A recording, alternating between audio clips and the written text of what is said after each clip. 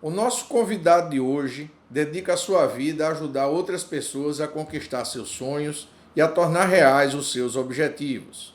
Ele é especialista em gestão de projetos e criou uma metodologia fácil e ágil que pode ajudar qualquer pessoa a colocar suas boas ideias em prática.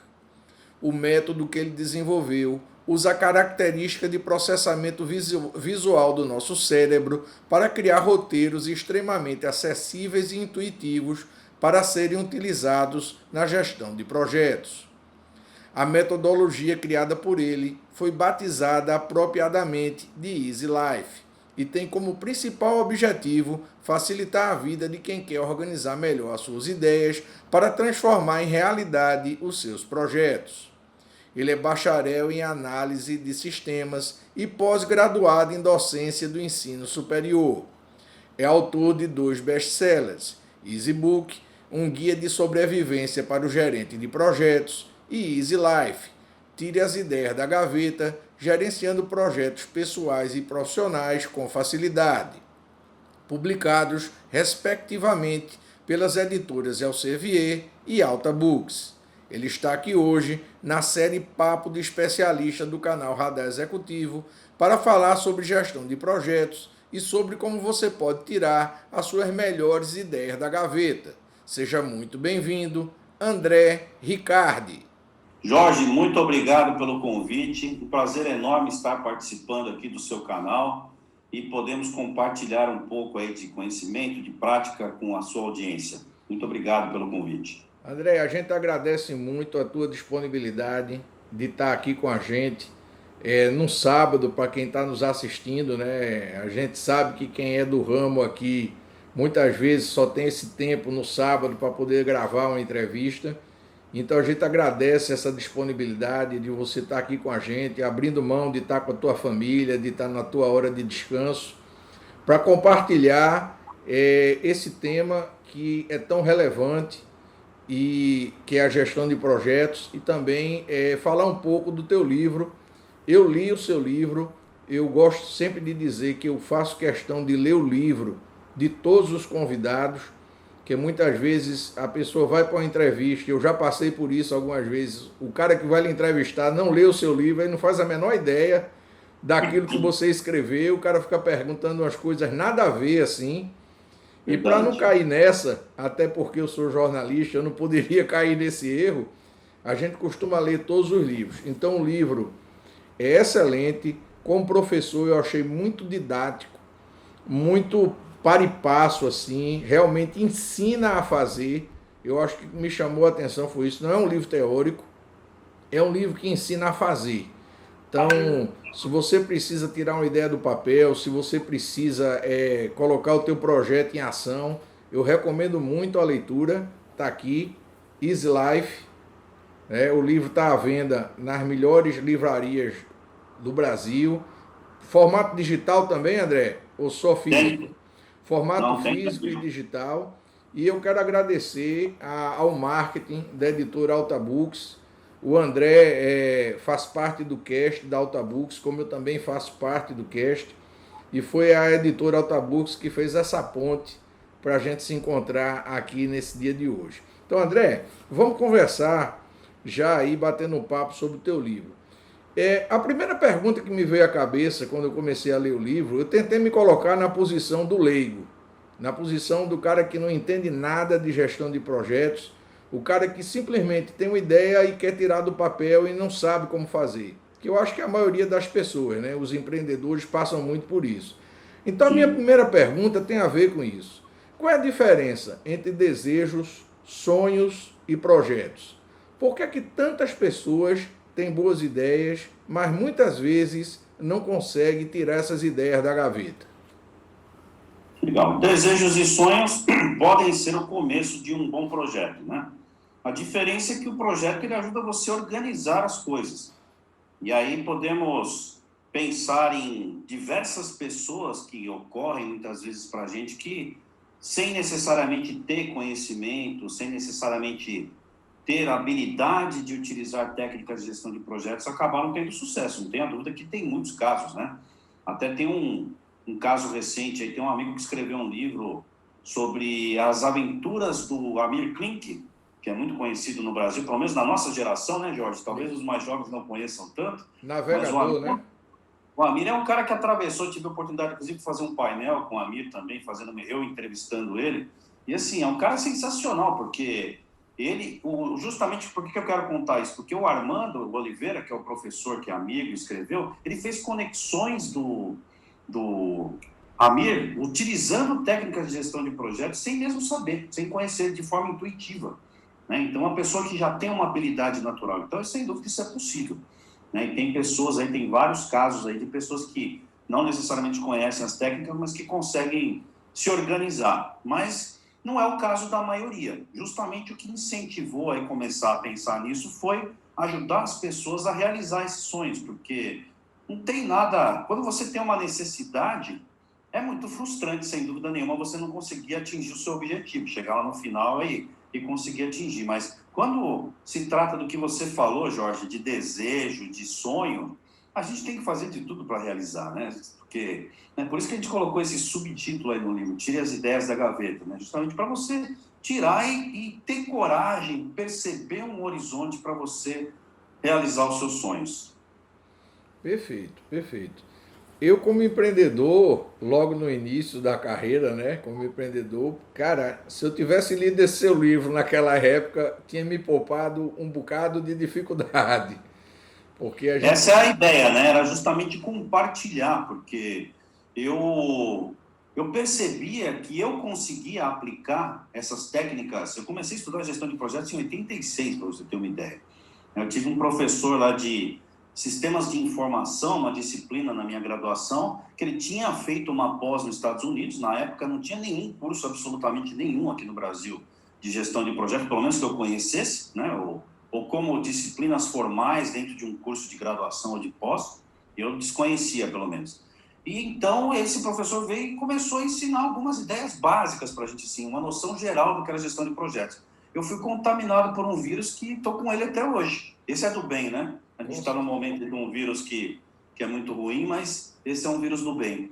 E é apaixonante, porque você começa a perceber que funciona, que dá resultado, né? E essa é a coisa bacana. E como eu comecei já há muitos anos a aplicar isso nos meus projetos pessoais, ou seja, eu consegui organizar uma viagem que fosse, ou você conseguir, sei lá, comprar casa própria, que você viu que tem vários exemplos assim, pessoais no livro, né? Eu falei, gente, eu preciso compartilhar isso, eu preciso ajudar as pessoas. Eu preciso colaborar para que as pessoas sofram menos. Aí depois eu conto o porquê do Easy, porquê do tudo mais, senão eu vou antecipar as próximas perguntas. Eu percebo muito, eu lido muito com empreendedores, a minha área, eu trabalho muito focado na área comercial das empresas, né? O nosso trabalho tem um foco muito grande, até porque a minha formação e minha experiência foi muito nessa área, mas é impressionante como os caras têm ideias assim, às vezes eles compartilham em sala, tá entendendo? E a gente olha e diz, porra, cara, que coisa interessante, né? Às vezes o cara é um executivo, ele trabalha numa empresa, cara, tem uma ideia fantástica que ele poderia montar um negócio, mas ele fica inseguro. Ele fica com medo de dar esse salto, né? De sair daquele guarda-chuva de segurança que existe nas empresas para passar a ser empreendedor. E eu acredito que a leitura de um livro como o seu, o Easy Life, ele poderia ajudar muito a trazer mais essa segurança, né? Essa convicção sobre dar esse salto, né? Porque a gente sabe que dá medo, né? A gente sabe, muita gente pensa, vê o cara assim, numa certa posição e acha que foi fácil o cara decidir jogar tudo para cima e seguir. E não é, né? E o teu livro, eu acho que pode ajudar muita gente nisso. Muita gente mesmo. Muita gente. Me diga uma coisa. De onde veio essa tua visão de criar uma metodologia para ajudar pessoas leigas com técnicas profissionais? Isso funciona de verdade para o pequeno, para aquele cara que precisa gerenciar uma ideia, uma pequena empresa? E como ter certeza de que isso vai efetivamente ajudar qualquer tipo de pessoa? Logicamente, a gente vê no seu livro vários exemplos do dia a dia que trazem para exemplos básicos assim, para eu acho até para ilustrar, né? Mas como é que isso funciona na prática? Pegar um cara que nunca se preocupou com isso, um cara que muitas vezes começou um negócio assim, meio que na cara e na coragem. E de uma hora para outra ele precisa se organizar. Como é que isso funciona na cabeça dele? Vamos lá. Então, como eu falei, veio esse anseio já há muitos anos de conseguir ajudar as pessoas. Até vou resgatar um pouquinho antes, né, e explicar de onde surgiu a ideia da minha empresa. Minha empresa se chama EasyBox. Eu não sei se você conhece, Jorge, o pessoal leigo aí que está na audiência, mas uma das principais referências em gestão de projetos no mundo hoje é um tal de PMBOK, que é um guia, PMBOK Guides, que a sigla significa Project Management Board of Knowledge, que é uma base de conhecimento e gestão de projetos. É uma publicação que é feita por uma comunidade mundial do PMI, que é o PMI, Project Management Institute, que tem um capítulo aí, inclusive, no Recife, onde você mora. Aqui no Brasil são 16 capítulos regionais e tem uma instituição que está em mais de 200 países. Ou seja, o que traz nesse guia? Ele traz, que é a principal publicação do PMI, ele traz conhecimento prático de mais de 600 mil associados do PMI pelo mundo todo. E aí, qual que era a ideia? O primeiro livro que eu lancei, que se chama EasyBox, que eu acabei gostando tanto do nome, que acabou virando o nome da minha empresa também, foi justamente para ajudar os gerentes de projeto a entenderem o guia PMBOK. Então, por isso que veio o nome EasyBox, né? Ou seja, um corpo de conhecimento, num primeiro momento, para ajudar os gerentes de projetos. E num segundo momento, eu abri esse escopo para ajudar as pessoas de uma maneira geral. Então, esse primeiro livro chama EasyBox, um guia de sobrevivência para o gerente de projetos. Que a ideia era passar ali um racional para ajudar o gerente de projeto a entender e conseguir colocar na prática o guia PMBOK e também muitas das minhas experiências. Aí, quando eu consegui realizar esse sonho aí de ajudar os colegas de profissão, eu comecei a ficar com essa angústia que eu mais ou menos já falei. De, poxa, mas por que se eu consigo ajudar as pessoas, se eu consigo, perdão, aplicar esse conhecimento, essa prática, essa experiência que eu tenho nos meus projetos pessoais, por que não ajudar as pessoas a conseguirem fazer isso também? Então, comecei a pensar em como fazer isso. E, na época, estava se falando muito do Business Model Canvas, que é do Alexander Osterwalder, que ele teve essa ideia de fazer em Canvas, que é uma tela, né? Em uma única tela, um plano de negócio. Você vai montar um negócio novo, então tem o Business Model Canvas. Falei, poxa, isso é muito interessante. Comecei a pesquisar sobre as técnicas de Canvas. Aí depois eles já tinham lançado um Business Model U, que é um Canvas para você fazer um planejamento pessoal, que também é muito interessante para quem não conhece. E aí, vou ter que tomar uma aguinha aqui, peraí. Tranquilo. E aí, comecei a pensar nisso, como conseguir colaborar com as pessoas. Em paralelo, eu tenho um trabalho aí de voluntariado de muitos anos, que meus pais acabaram me levando para isso, que eles ajudavam uma instituição, na época eu ainda era criança, né? E a gente está envolvido até hoje aí com voluntariado. E, na sequência, eu assumi a coordenação de um curso de pós-graduação que eu já era professor. E, na época, os alunos desenvolviam projetos tipo fictícios, né? Então, se imaginava que estava organizando uma festa de casamento, um show de rock, a reforma de uma casa. Tinha algumas ideias ali que eram utilizadas e os alunos poderiam trazer outras ideias também. Mas aí, olhando também em paralelo, eu percebia que muitas instituições sem fins lucrativos, as ONGs, a SCs, tem várias siglas hoje para isso, tinham também essa dificuldade. Além dos empreendedores, além das pessoas também desenvolvendo seus projetos pessoais, eu percebi que a gente poderia colaborar com isso também.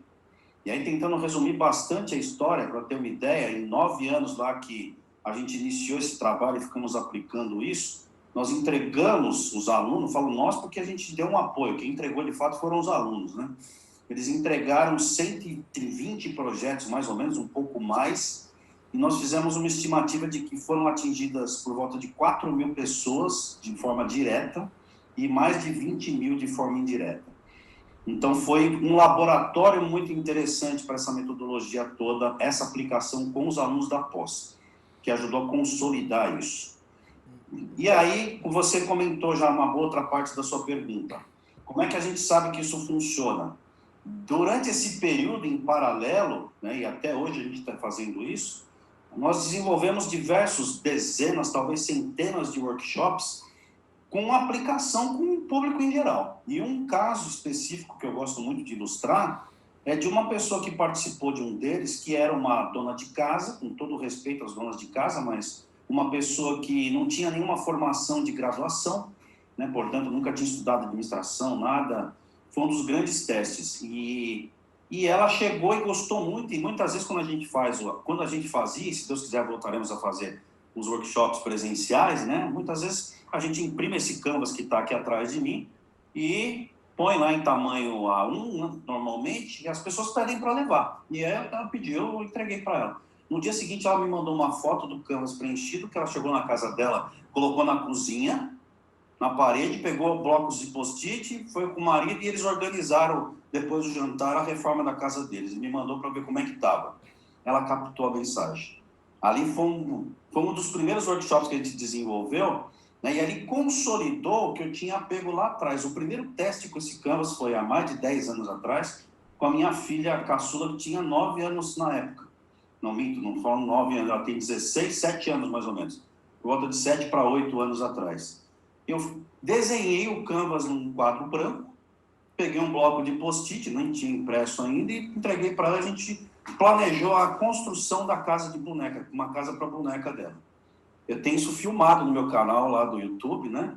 Que a gente gravou ela organizando com 9 anos, e foi um grande teste também. E ainda mais para o lado do empreendedorismo, que você comentou. A gente tem vários casos aí de colegas que montaram negócios, que começaram empreendimentos e, muitas vezes, projetos dentro dos seus empreendimentos, que também tem isso. O empreendimento em si é um projeto, mas ele pode ter também outros projetos paralelos menores, né? Não vamos entrar aqui numa questão conceitual, mas é importante, como é que eu posso dizer, ter essa validação. Então, antes até de lançar o livro foi lançado em 2020, nós tivemos questão de fazer exaustivos testes. Uma outra coisa que ajudou muito também a quebrar essa barreira de comunicação, de forma que qualquer um entendesse, que foi o que você mais ou menos já falou, né? O convite ao Guilherme Xavier, que é um designer profissional, que é coautor comigo no livro. Então, esse desenho bonito assim, eu como gerente de projeto e como analista de sistemas de informação, eu jamais ia fazer uma coisa tão bonita, mas acima de tudo tão eficaz na comunicação como esse Canvas é. Você é da área de comunicação, você sabe do que eu estou falando. Então, cada figura aí, o formato, a ideia é minha, mas o Guilherme, sem dúvida nenhuma, colocou um quê aí de comunicação eficaz muito importante nesse caso. Já fizemos também workshops com estudantes de ensino médio, então tem aí centenas de casos de sucesso para contar. Tem colega que usou na Irlanda, colega professor da UFRGS que foi para a Irlanda fazer intercâmbio, ensinar inglês para as pessoas lá que estavam lá, os brasileiros, e com cada um ele montava um projeto de formação em inglês, cada um tinha o seu canvas. Tem caso de coaching, de mentoring. Então, dá para aplicar em praticamente tudo.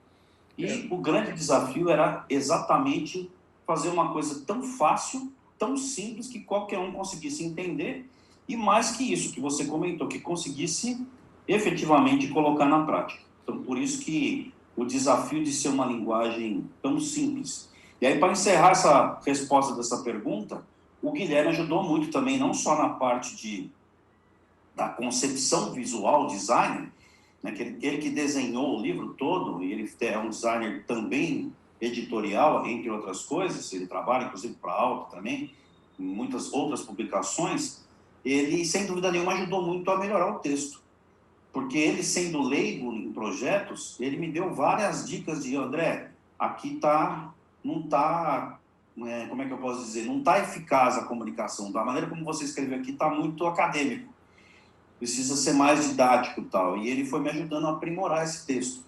Ele me dava feedbacks e falava, olha, melhor aqui que aqui não está tão compreensível. E, sem dúvida nenhuma, isso colaborou para que a gente conseguisse atingir esse objetivo de ser eficaz na transmissão da prática da metodologia para qualquer pessoa. Isso que você falou do estímulo visual, a minha área, eu pesquiso neurociência na comunicação. E Tá? o estímulo visual foi o que me chamou muita atenção no livro, né? E também Tá? ele ser muito intuitivo, né? Esse é um livro muito intuitivo, você consegue acompanhar o raciocínio de uma forma muito orgânica e realmente facilita demais. E esse exemplo que você deu da sua filha, eu acho que é o melhor possível, né? Porque tem muita gente que tem medo, que acha, pô, esse negócio de gestão de projeto é para grandes empresas, tal, não sei o quê. E quando você vê uma criança de 7 anos usando, e eu acho que quebra uma barreira muito grande, né? Que é a barreira do medo, a barreira da inadequação, né? Aquele limite que a gente se autoimpõe às vezes, né? Não, isso aqui no meu negócio não dá certo, isso não é para mim. Pô, cara, se é para tanta gente, né? Por que não para você, né? E o legal também, eu acho que é importante destacar, eu acho esse lance da rede que você falou aí, que está, na verdade, quem tem acesso a uma metodologia dessa, está tendo acesso a esse conhecimento colaborativo dessa rede, né? Sim, sim. E eu acho que isso ajuda muito, ajuda mesmo, com certeza. Me diga uma coisa, a nossa terceira pergunta, como estudioso da neurociência, não podia deixar de fazer. Por que que nós, seres humanos, temos uma resistência natural quando se fala de planejamento? Mesmo que a gente mesmo sabendo que um bom planejamento é essencial para o sucesso de um projeto, a gente sabe que a gente ainda resiste, né? A gente sabe que a maioria de nós não para se planejar. A gente parte logo para fazer, parte logo para agir. Por que que nós Sim. temos essa resistência natural tão grande ao planejamento? Minha opinião, tá, Jorge? Eu acho que tem uma questão cultural muito forte aí. Em tantos anos como profissional de gestão de projetos, eu tive a oportunidade de participar de projetos com pessoas de outras culturas. Então, quando você fala, por exemplo, de não fazer um planejamento adequado para um projeto, para um alemão, para um anglo-saxão de maneira geral, né? Ou para um oriental, japoneses, uma boa parte dos chineses também, uma boa parte dos americanos também, isso soa estranho para eles. Vou te contar uma passagem que foi muito marcante na minha carreira. Eu estava participando de uma reunião de início de um projeto, numa empresa alemã, eu estava ali como consultor, e chegou o gerente do projeto para apresentar o início desse projeto. E estava na audiência o presidente da empresa, um alemão, que estava aqui no Brasil, falava português, tudo. E ele começou a apresentar, o gerente do projeto começou a apresentar o projeto, e ele não apresentou nenhum risco. O presidente da empresa virou um certo momento, interrompeu a pessoa, o profissional lá, falou, escuta, mas você não vai apresentar para a gente os riscos desse projeto? Ele falou, não, porque não sei lá, que ela começou a dar um somebody love lá, né, brasileiro. Não, somebody love e tal. Ele falou, senhor, por favor, vá fazer o seu trabalho direito, o senhor mapeie os riscos desse projeto e nos chame para apresentar novamente esse projeto quando isso estiver pronto. A reunião está encerrada. Fechou o caderno dele, levantou e foi embora. Na cabeça de um anglo-saxão, isso não cabe. Como eu vou fazer um negócio sem planejar? Tem um outro caso clássico aí na área de projetos, que é um pedaço de estrada que passou muito na televisão, que uma enxurrada levou e que 6 dias depois estava reconstruído. Isso eles com certeza não planejaram naquele dia para fazer daquela forma. Isso eles já tinham um plano de contingência antes para executar se aquilo eventualmente acontecesse. Esse caso Então, foi no Japão, quando teve foi aquela catástrofe, eu tive no conhecimento Japão. disso, né? E Então, recentemente a gente teve aí um exemplo também da China, né? Com esses hospitais enormes que eles fizeram assim 10 sim, dias, né? sim, Me veio aquilo bem à estava, cabeça. com certeza, já tinha todo um plano para executar daquela forma. Não foi uma coisa que vamos pensar de hoje para amanhã como é que a gente vai fazer, né? E aí também, um pouco da minha experiência pessoal agora. Muitas vezes, dentro da nossa cultura e aí eu diria, eu vou correr o risco de generalizar, porque eu tive contato com pessoas de outros países latinos também, eu acho que tem muito a ver com a cultura do latino isso. E com todo respeito, que eu também sou latino, né? Por quê? Porque nós temos essa ansiedade de fazer as coisas logo. Nós talvez não tenhamos tanta paciência como essas outras culturas que eu citei. Então, a gente tem o anseio de conquistar logo, de fazer, e tem talvez uma percepção histórica de que planejar é perda de tempo. E aí que eu quero aproveitar para contar um pouco da minha experiência. Em várias situações na minha carreira, eu apanhei muito e fui muito pressionado nas fases de definição dos projetos que eu participei e de planejamento. Isso tanto como analista de sistemas e depois como gerente de projeto. Por quê? Porque como eu comecei minha carreira já vindo de uma graduação com essa ideia de gestão de projetos, e praticamente ninguém na área de sistemas, quando eu entrei lá na década de 80, tinha essa percepção e esse conhecimento que eu acabei tendo a felicidade de ter com esse professor que trouxe de fora, né? Que ele nos estimulou e nos passou algum conhecimento ali, eu já tinha isso em mim. Inclusive, talvez até um pouco de característica pessoal, porque eu me lembro que eu construí uma cabana numa árvore com meu primo, eu tinha 14 anos e 10 na época, e nós planejamos tudo antes de construir. Né? Então, deve ter um pouco de perfil pessoal também. Mas, independentemente disso, na minha experiência, voltando ao que eu estava falando, eu tive muitas situações de pressão em fase, de novo, de definição e de planejamento do projeto. E aí a gente entregava antes. As pessoas ficavam perplexas. E aí você vira meio que um alienígena dentro da empresa. Você passa assim no corredor, as pessoas falam, olha ele conseguiu entregar um projeto no prazo. Como é que ele conseguiu fazer isso? Ele estava lá, perdeu, entre aspas, perdeu um tempão, né? Lá planejando, definindo, a gente foi lá e entregou dentro do prazo, antes do prazo. Que milagre é esse? As pessoas não têm a percepção de que o retrabalho, de que você tomar caminhos errados, tem um impacto muito pior do que você planejar, definir e parar. Vou até aproveitar e falar, talvez, um público que esteja assistindo, é o pessoal que a gente fala muito hoje na área de projetos, de abordagens ágeis. E tem muita gente que confunde abordagem ágil com abordagem rápida. Uma coisa não tem a ver com a outra. Agilidade não significa que você não tem planejamento nenhum. E a gente já tem visto aí vários colegas que se aprofundam na área de gestão ágil, eu me considero também uma pessoa que me aprofunda bastante nisso, que já estão concordando com isso há alguns anos. Ou seja, por menor que seja, eu preciso ter algum planejamento. Nós temos, por exemplo, algumas técnicas ágeis que você tem uma reunião diária.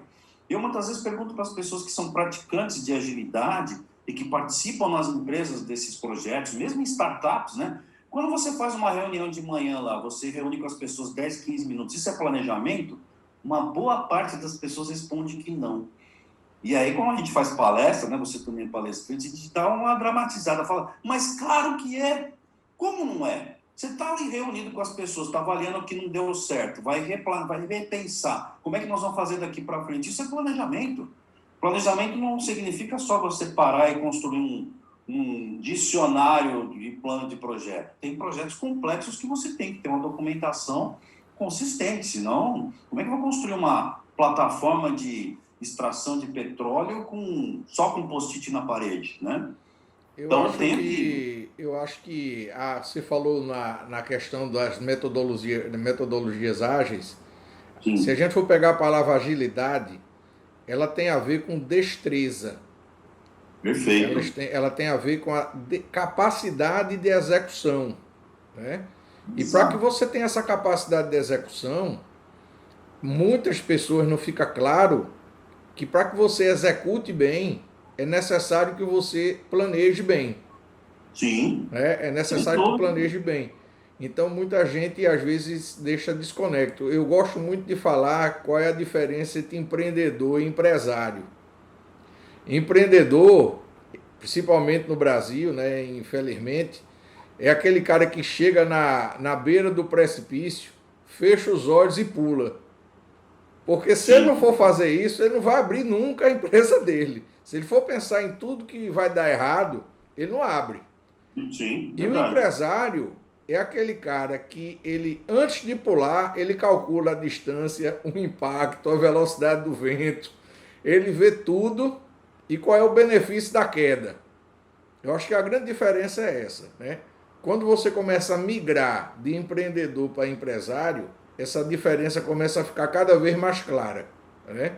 E esse lance que você falou do latino, rapaz, é uma coisa que eu concordo, viu? Porque muitas vezes eu já fiz trabalhos na Argentina e tudo. Eu acho que nós latinos, nós somos muito passionais e somos Verdade. sinestésicos, né? Se você vê um latino falando com outro, ele se pega, ele se movimenta, ele fala. Então a ação, o agir, está muito ligado com a palavra, com a comunicação. Então muitas vezes a gente pensa, fala e age num momento só. Então isso é a sinestesia do latino, né? Se você pegar um alemão, um anglo-saxão, como você falou, você pode perceber que ele é mais comedido, né? Ele é mais contido, né? E a Tem gente uma, não. tem uma passagem que ilustra isso, que você está comentando, que logo no começo, quando o Sarkozy foi eleito para a França, foram perguntar para a Angela Merkel o que ela achava tal dele. Ela falou: olha, eu gosto muito dele e tal, mas eu não sei porque ele insiste em sempre vir dar 2 beijinhos quando não vamos nos cumprimentar. Ela falou isso para o repórter. Né? Para ela era esquisito aquilo. E o francês é mais latino, acho que anglo-saxão, né? Como nós. Sem Ele dúvida. também é mais amoroso, apesar dele ser às vezes mais fechado, mas ele tem um lado de latinidade grande também, né? É verdade. E ela, você vê, é questão cultural. É verdade. Por que vem me dar 2 beijinhos, poxa, né? Para ela é esquisito isso. E você vê, e acaba afetando o nosso comportamento, digamos assim, empresarial, né? Termina Sim. afetando nosso comportamento empresarial.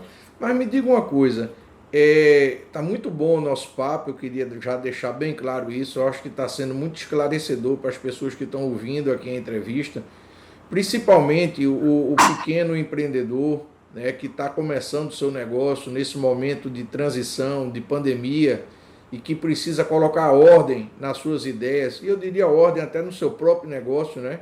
Tem Sim. aquele empreendedor que é por compulsão, né? Ele tem que ser, ele tem que virar empreendedor de uma hora para outra, né? Por conta das condições e muitas vezes ele não tem tempo de se organizar. E eu tenho certeza que essa entrevista pode estar ajudando muitas pessoas nisso, a pelo menos a despertar o interesse de olhar o planejamento com outros olhos, né? Eu acho que isso aí já é um mérito grande do seu livro, em especial, e desse papo que a gente está tendo aqui, despertar essa necessidade, né? Mas a gente sabe que ainda existem muitos mitos em volta do planejamento, sobre planejamento. Como é que Ah. esses mitos influenciam as nossas escolhas e as nossas decisões quando a gente está diante de um projeto que a gente precisa organizar? Talvez o principal mito tenha a ver com o que a gente acabou de falar, que é acreditar que é perda de tempo. Né? Então, eu vou ficar perdendo tempo aqui em planejar alguma coisa que eu poderia sair fazendo. E uma coisa que é marcante, vou voltar lá no Amir Klink, pegar um gancho também com viagens de moto, né? Que são coisas que, quando as pessoas fazem, elas planejam demais. E se não planeja, tem uma grande chance de quebrar a cara. Então, como é que eu vou sair para o mar igual? Como é que o Amir Klink conseguiu atravessar o Oceano Atlântico remando sozinho? Ele conta em um dos livros dele, aí o Armando faz no livro, como eu disse, toda uma conexão com o que ele estava planejando para evitar, por exemplo, o título do livro é Capotar é Preciso. Ele descobriu que, pesquisando, que muitas das pessoas que tiveram um fracasso tentando fazer isso foi porque o barco virou numa tempestade no mar e ele não tinha capacidade de voltar. Então ele construiu um barco que capota e levanta de novo. Esse foi um dos grandes fatores para ele conseguir levantar. E aí, pegando o gancho, por que eu contei isso? Com o empreendedor. Será que você está se planejando para capotar? E capotar é preciso, muitas vezes, para empreender e até para ser empresário, pegando a conexão com o que você falou, né? Mas será que você está preparado para capotar e sair de pé de novo? Um planejamento pode te ajudar muito nisso. Será que você avaliou todos os riscos? Você não precisa ficar, como você comentou, né, Jorge? Você não precisa ficar o resto da vida planejando, não é essa a ideia. Como eu disse, você tem planejamento de 10 minutos, você tem planejamento de 15 minutos. Se você está usando, né, uma abordagem com agilidade, como a gente fala muito hoje. Então, eu tenho que estar preparado para, principalmente, os maiores riscos. Então, o primeiro deles é essa questão de enxergar o planejamento como uma perda de tempo. O segundo, achar que captar dinheiro, agora falando especificamente muito de empreendedorismo, captar dinheiro é uma coisa que você vai conseguir só porque você tem uma ideia maravilhosa, porque você tem olhos bonitos. A gente tem contato aí com alguns anjos investidores aqui no Brasil e tal, e a gente sabe que não é assim, né? Então você não vai botar o seu dinheiro numa coisa que você não confia. Vou até pegar um gancho com uma questão social. Por que nós resolvemos aplicar essa metodologia? E hoje a gente ajuda algumas instituições a se organizarem, porque justamente percebemos que muitas vezes uma pessoa que tem um perfil de humanas, que tem uma formação, por exemplo, como um assistente social, que é essencial para ela desenvolver esse trabalho dela, por outro lado, ela não tem habilidades de organização e de conseguir enxergar isso como um negócio, pelo menos no sentido de se sustentar, de ter sustentabilidade para conseguir continuar fazendo aquele bem social para outras pessoas que precisam. Ficar exatamente como está aqui atrás, ó, do outro lado, quais são os benefícios que você está buscando, quem vai participar, quais são as necessidades e expectativas que você tem em relação àquilo, tudo isso é muito importante. São coisas simples que você tem em qualquer projeto, então que está aí no Canvas. Foi aquilo que nós identificamos como o mínimo necessário para qualquer tipo de projeto. Então isso pode ser para organizar desde a festa de aniversário do seu filho ou a construção da casa da boneca, até construir uma grande obra. Então já teve várias grandes obras no Brasil, projetos de bilhão de orçamento, que começaram com esse Canvas ou com outros Canvas. Porque você está ajudando ali as pessoas a terem uma concepção comum. E às vezes até você vai empreender, voltando para o nosso amigo empreendedor aí que está começando, ou que pretende começar, ou que já está com dificuldades, você acaba não planejando com o seu sócio. Poxa, o sócio tem uma perspectiva. Eu vou contar uma outra vez uma história pessoal. O primeiro empreendimento que eu tentei na minha vida, eu fui como empreendedor e não como empresário. Gostei do que você falou, Jorge. O que eu fiz? Eu fiz uma sociedade com um casal que eram muito amigos meus. Os dois. Eu tinha trabalhado com a esposa, depois trabalhei com o marido também. Resumindo a história, estragou nossa amizade.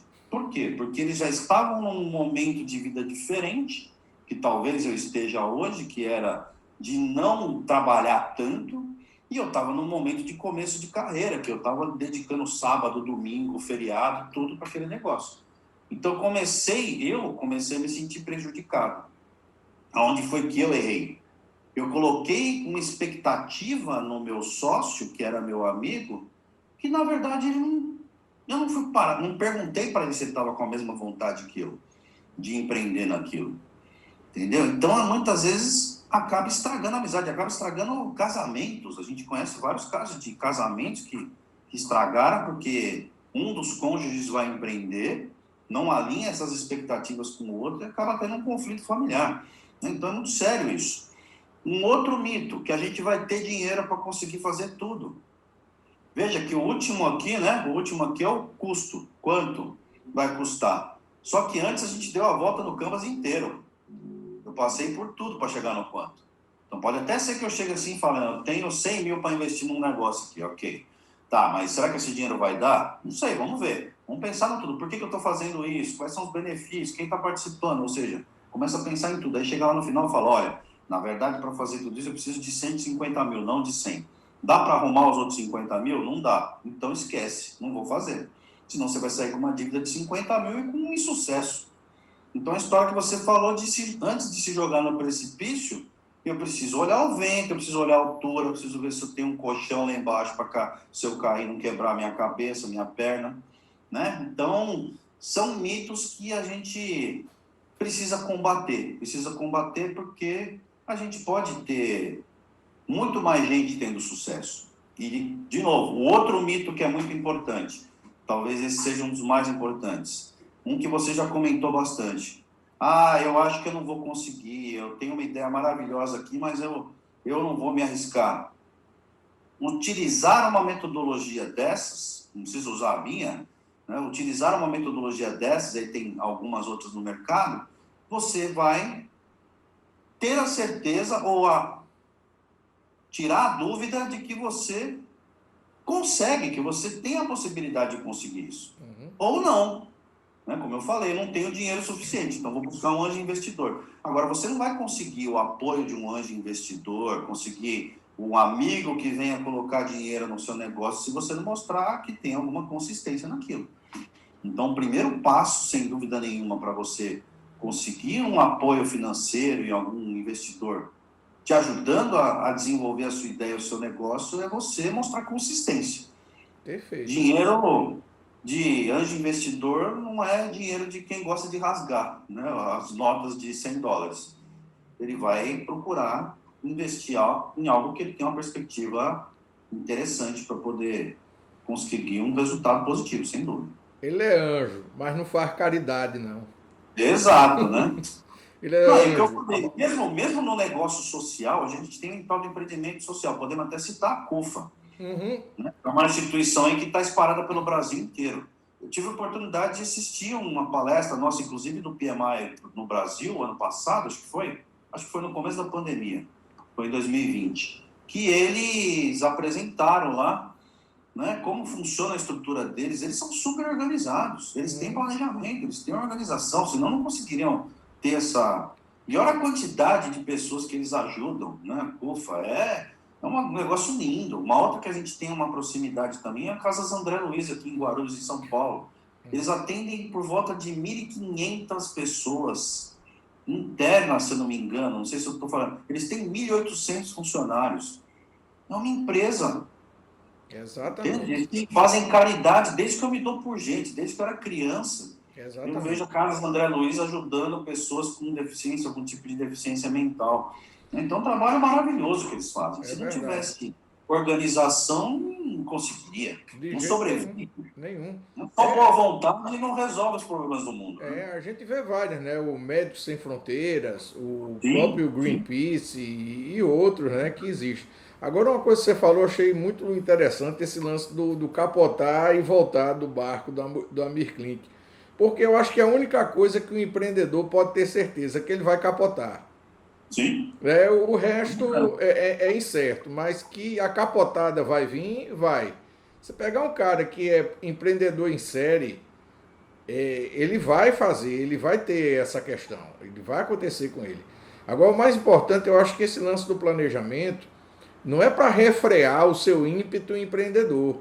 Muito pelo Exato. contrário, você vai continuar pulando do precipício, só que agora você pula de paraquedas e com um colchão embaixo do braço. Né? Exato. O pulo é um pouco diferente, vamos dizer assim. É.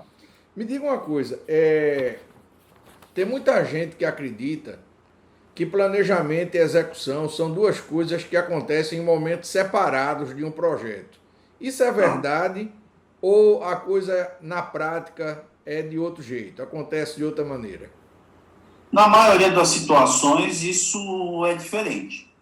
Né? Ou seja, você vai ter um planejamento, até por isso que as abordagens que têm esse conceito de agilidade, do ágil, elas têm ganho tanto espaço no mercado.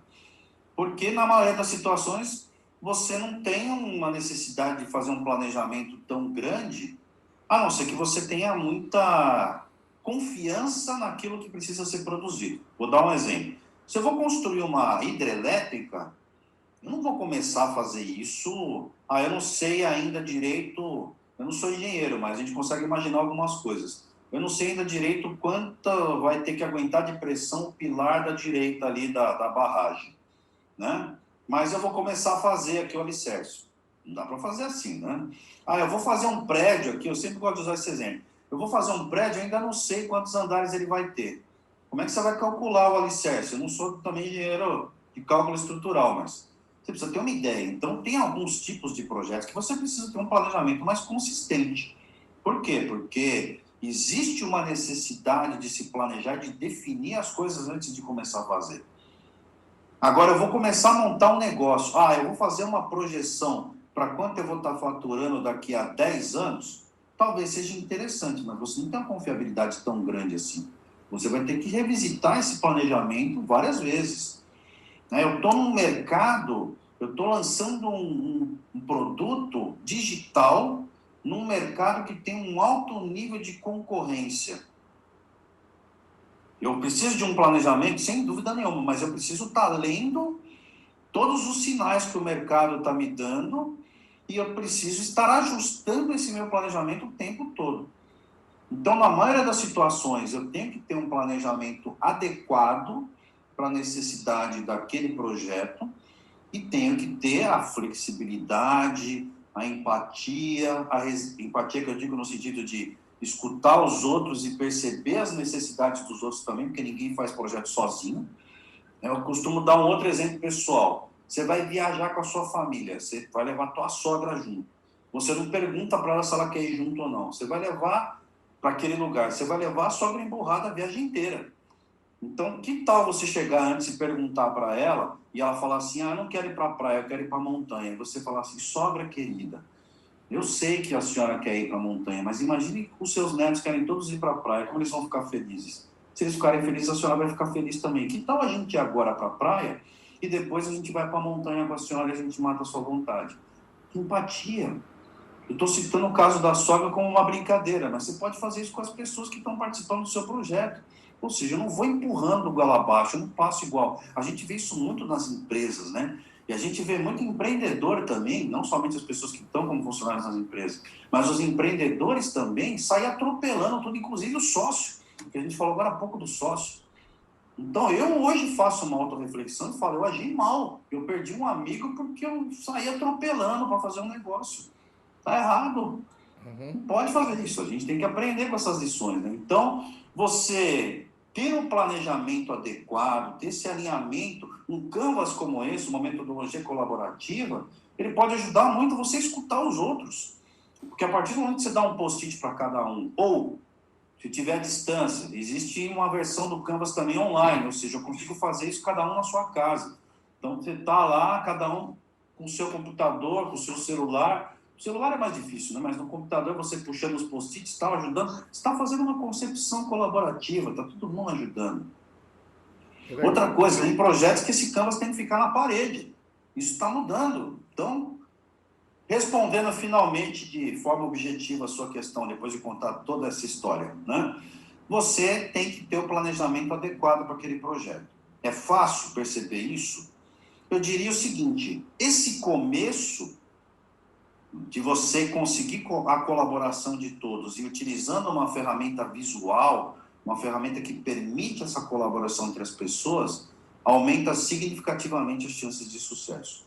Então, um planejamento simples, que pode ser o começo de qualquer projeto e que vai aí, então, ter o grau de aprofundamento necessário de acordo com cada projeto que você vai desenvolver. Aí tem algumas estratégias aí para a gente fazer esse tipo de coisa.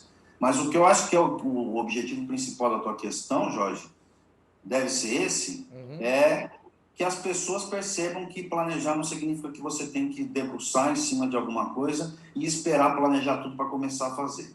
Não é nenhuma coisa nem outra, né? Ou seja, não é eu sair fazendo e me jogar no precipício, mas também não é que eu vou ficar a vida inteira na beirada do precipício sem pular, porque eu não consegui fazer todos, não tenho certeza absoluta de que vai ventar no máximo as 40 km por hora, então não pulo.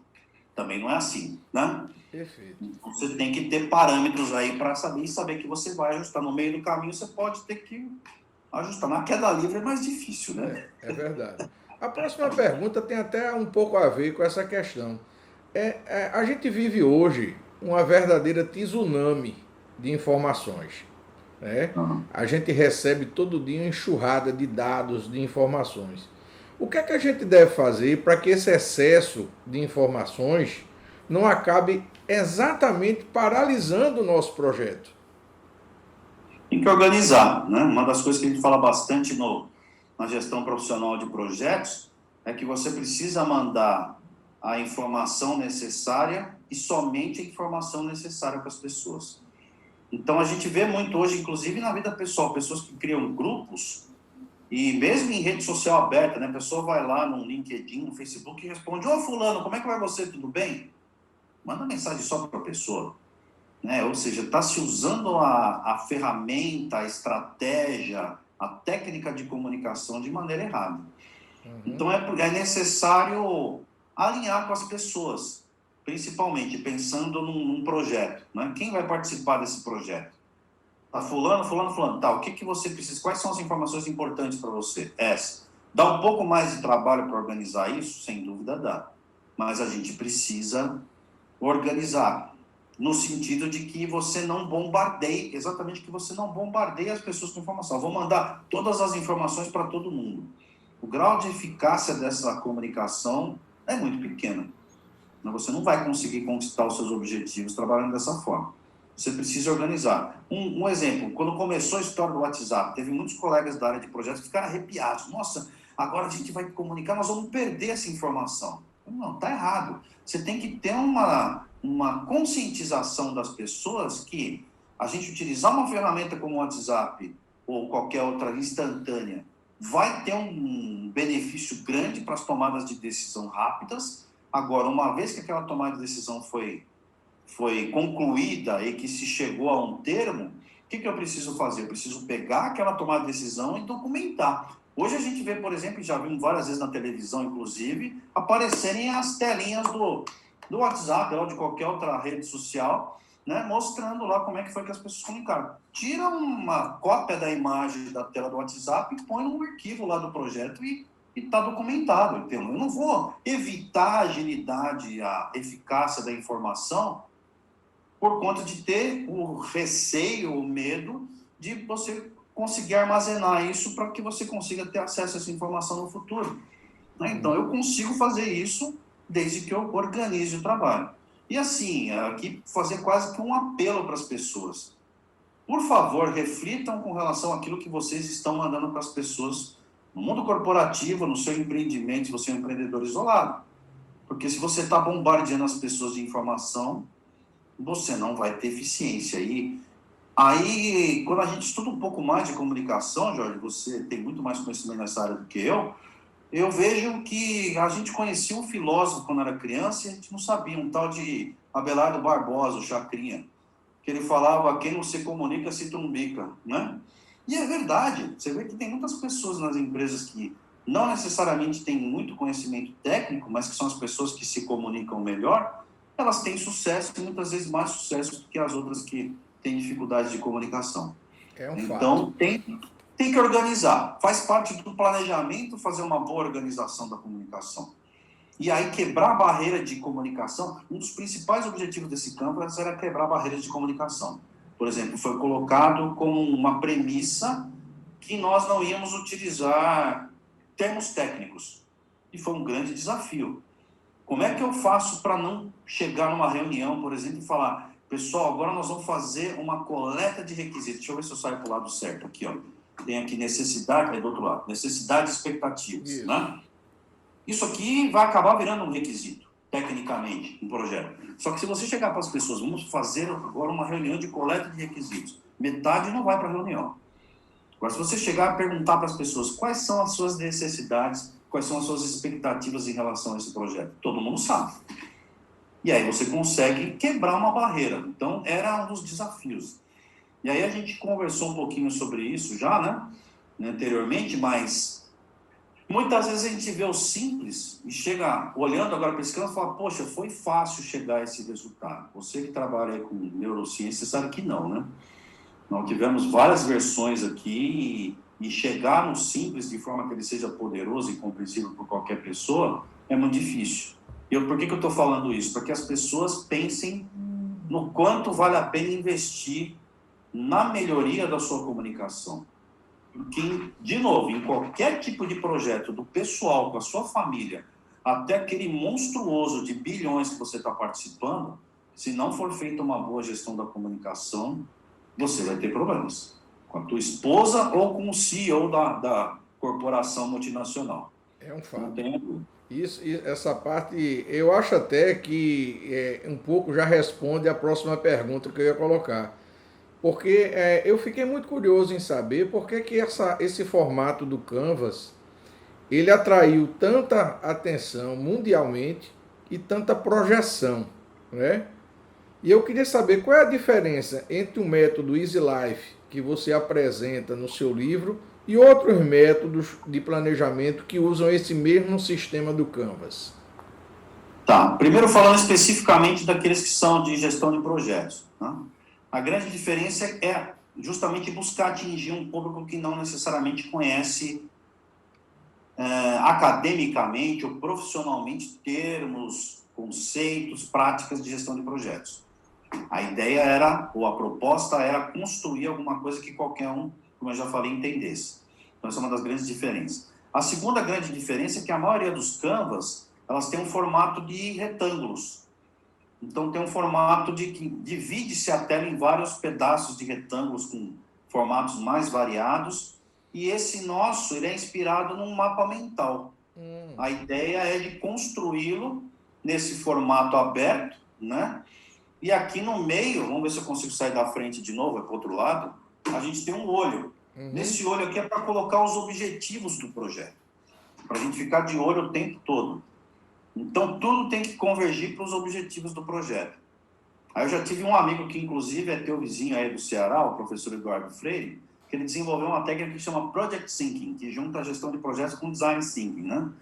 E quando ele viu esse meu Canvas, ele perguntou para mim com o sotaque característico aí da região, você também tem um pouco, né? Já falou assim, ele me chama carinhosamente de mestre, ele falou, mestre, por que as pessoas não estão no centro do seu Canvas? Eu falei, do meu amigo, porque as pessoas são importantes, mas muitas vezes, quando você fala de projeto, o Design Thinking, você está concebendo uma ideia, você está desenvolvendo um produto, né? Então é importante você abrir, ter como foco as pessoas. Uma vez feito isso, eu diria que esse meu Canvas entra na sequência. Agora eu preciso organizar o projeto para atingir objetivos que foram definidos. Eu preciso estar de olho nos objetivos. Se eu começar a desviar, eu não chego a lugar nenhum, né? Se eu não sei onde eu quero chegar, qualquer caminho me serve, diz o ditado, né? Então, eu preciso definir para onde a gente vai caminhar. E essa ideia do mapa mental, acredito que colaborou muito para quebrar essa barreira das pessoas entenderem. E aí, no começo da tua pergunta, você falou o seguinte, como que pode colaborar e por que funcionou e pegou tanto?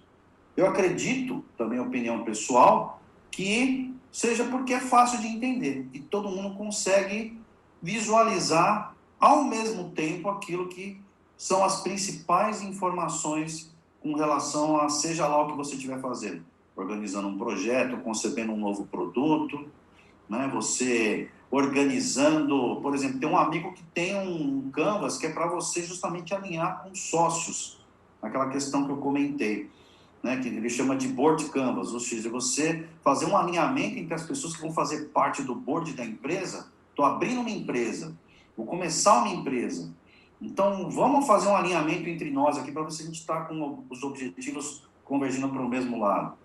Então, sem dúvida, você ter esse formato de conseguir colocar tudo na mesma tela, primeiro é um desafio, né, porque faz com que as pessoas trabalhem de maneira assertiva. Eu preciso caminhar e não posso, entre aspas, viajar na maionese.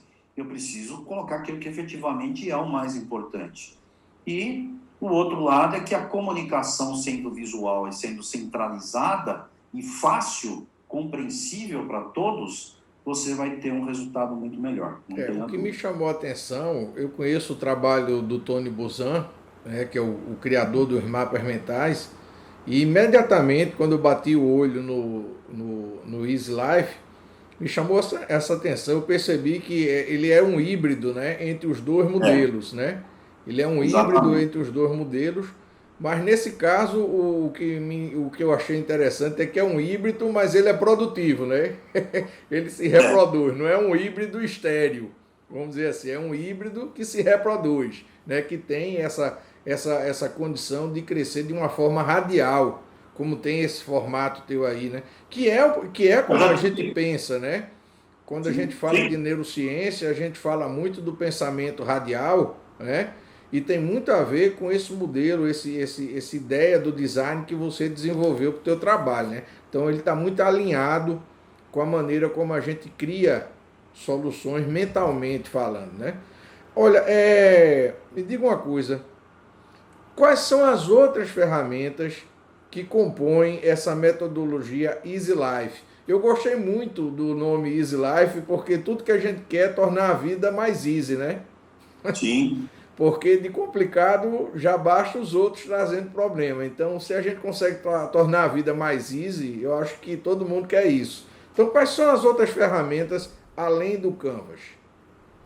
Nós temos um Kanban, né, que é o Easy Life Kanban, que para quem não conhece o conceito, é você colocar as informações em colunas. Isso foi desenvolvido pela Toyota, com o conceito de Lean, na década de 60, e agora no começo dos anos 2000, foi carregado, entre aspas, também para a área de projetos, né? Então, é uma coisa que Se eu não me engano, nasceu foi o no Deming, mundo. né? Não foi que levou para a Toyota?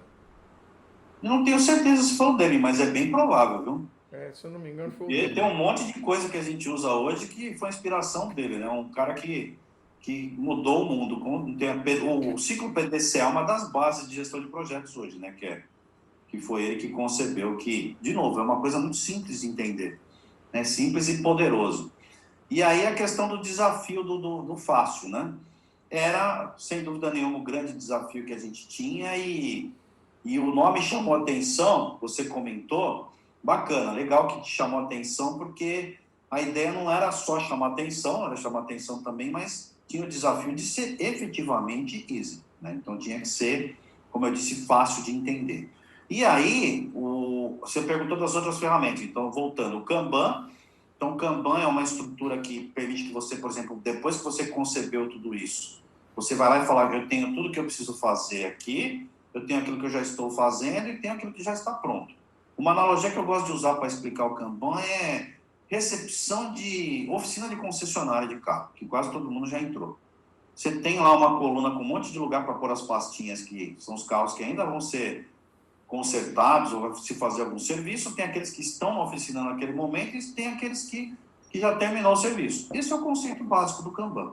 Então, você colocar ali as informações para poder controlar depois. Ou seja, o Canvas ele é muito poderoso para você planejar, para você replanejar se você precisar, ou seja, se você tiver ciclos de planejamento, então ele pode ficar ali na parede ou no online o tempo todo, se você quiser, e você vai fazendo esses ajustes. E o Kanban está controlando a mão na massa ali, né? Ou seja, eu estou ali com coisas para serem feitas, o que eu estou fazendo é aquilo que está pronto.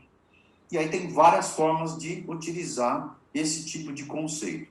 E aí a gente tem essas duas principais ferramentas em dois formatos, né? Nós temos ela no papel, que tudo isso é disponível para uso gratuito e restrito, tanto nos seus projetos pessoais como nos profissionais. Então, você pode baixar o Canvas, imprimir do jeito que você quiser utilizar. E nós temos também eles online.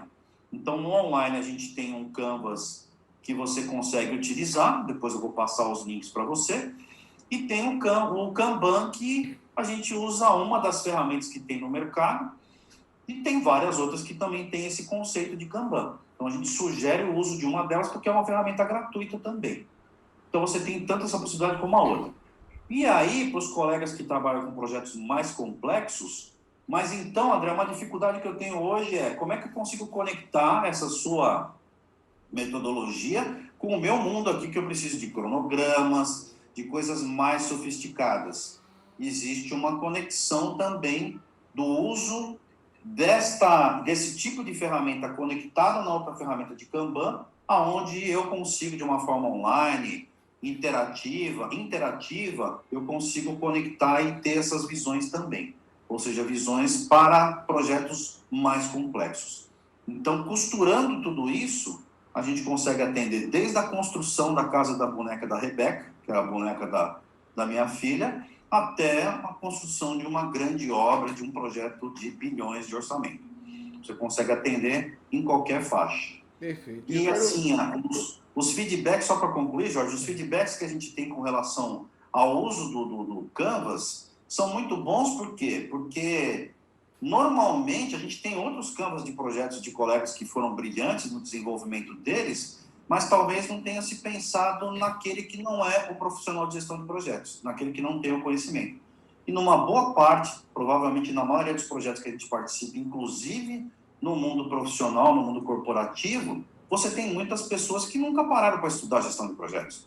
Então, quebrar essas barreiras de comunicação de forma que você aproxime essas pessoas dos seus projetos profissionais era um desafio muito grande e muito importante. Acredito que nós conseguimos fazer isso. Então, você consegue botar esse Canvas na parede, ou utilizar de uma forma online, e as pessoas conseguem entender.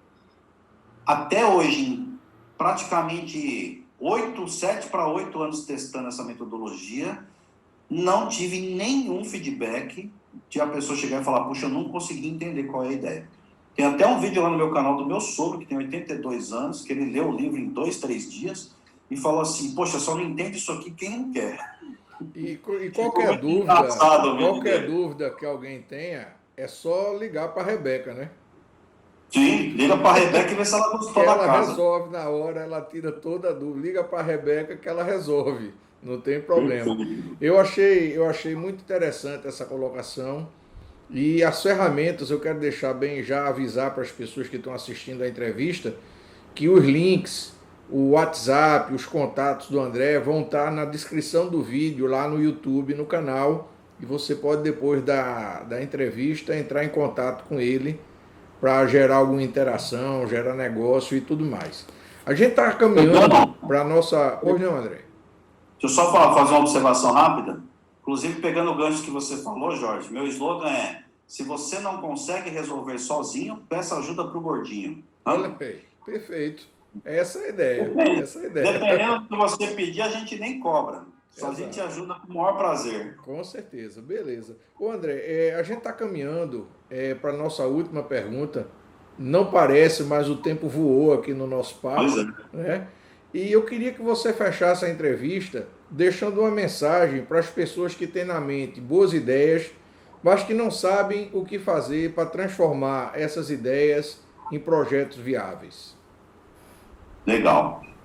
Você que tem uma grande ideia, você que quer realizar o teu sonho, o seu desejo, você consegue.